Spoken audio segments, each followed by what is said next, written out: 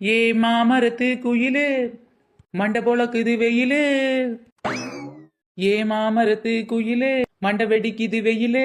ஆத்தோரம் போகலாமே, அட அடிக்கிற வெயிலுக்கு குளிக்கலாமே. ஐயா, பங்குனி மாசத்துல வெயில் ஏன் இப்படி இருக்குது? வெயில் அடிச்சாலும் சரி மழை அடிச்சாலும் சரி நாம பிசினஸ் பண்ணாம இருக்கவே கூடாது. எப்பாடா ஒரு வழியா சூப்பரா ஒரு கடையை வச்சாச்சு.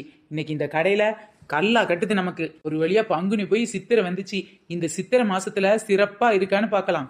சித்திரை சித்திரை வந்ததே, அட சிறந்த சித்திரை வந்ததே, இந்த வருஷம் நல்லா இருக்கும் பாருங்க, அட நல்லதெல்லாம் நடக்கும் கேளுங்க.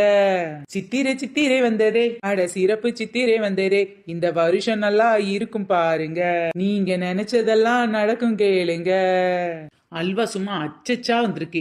இன்னைக்கு விற்கிற வியாபாரத்துல நமக்கு நல்ல லாபம் கிடைக்க போகுது. இனி கொஞ்சம் கொஞ்சமா காசை வேற சேர்த்து வைக்கணும்.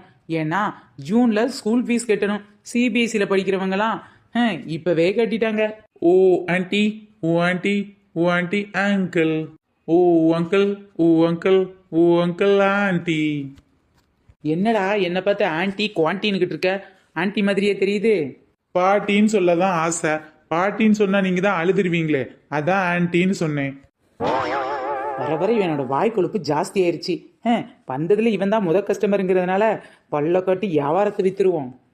என்னடா சேவல் பூ மண்டை, ரொம்ப நாள் ஆளையே காணோம். அதுவும் ஆண்டி, நான் ஒரு வருஷமா அமெரிக்கால போய் படிச்சுட்டு வரேன். ஐயோ பாவம், உன் நிலைமைய நினைச்சா எனக்கே பாவமா இருக்கு. அமெரிக்கால படிச்சா என்ன ஆண்டி பாவம்?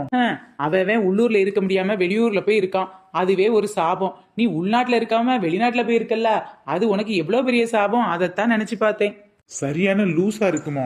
நான் அதிகமா செலவு பண்ணி அமெரிக்கால போய் படிச்சுட்டு வந்தா இந்த ஆண்டி என்னமா பஞ்சமலைக்கு போனவன் மாதிரி பேசிட்டு இருக்கு. ஆமா, நீ ஏன் உள்நாட்டுல இருக்க முடியாம வெளிநாட்டுல போய் இருந்திருக்க? உனக்கு ஏதுட இந்த கோட்டு சுட்டு யாராவது பிச்சை போட்டாங்களா? ஐயோ லூஸ் ஆண்டி, நான் ஒண்ணு அமெரிக்காவில் பஞ்சம் முளைக்கிறதுக்கு போகல. மேற்படிப்பு படிக்கிறதுக்காக அதிகமா காசு செலவு பண்ணி படிச்சுட்டு வந்திருக்கேன். என்னம்போ அங்க போய் பிச்சை எடுக்க போன மாதிரி பேசிக்கிட்டு இருக்கீங்க என்கிட்ட.